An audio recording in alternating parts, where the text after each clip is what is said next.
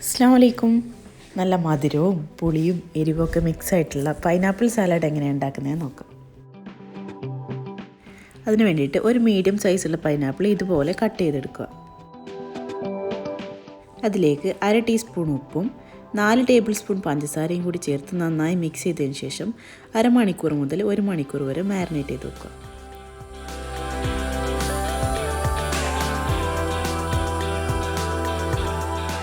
ഒരു മണിക്കൂറിന് ശേഷം ഒരു പാത്രത്തിലേക്ക് 3 ടേബിൾ സ്പൂൺ പഞ്ചസാരയും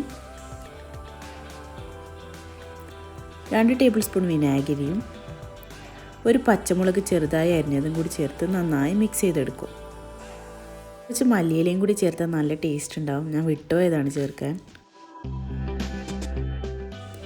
പഞ്ചസാര നന്നായി അലിയുന്നത് വരെ മിക്സ് ചെയ്തതിന് ശേഷം പൈനാപ്പിളിലേക്ക് ചേർത്ത് നന്നായിട്ടൊന്ന് മിക്സ് ചെയ്തെടുക്കുക.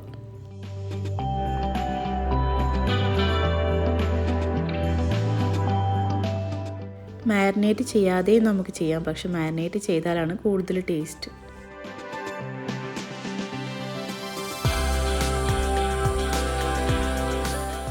നല്ല ടേസ്റ്റാണ്. എല്ലാവരും ഒന്ന് ട്രൈ ചെയ്ത് നോക്കി ഫീഡ്ബാക്ക് അറിയിക്കണേ. Thank you for watching.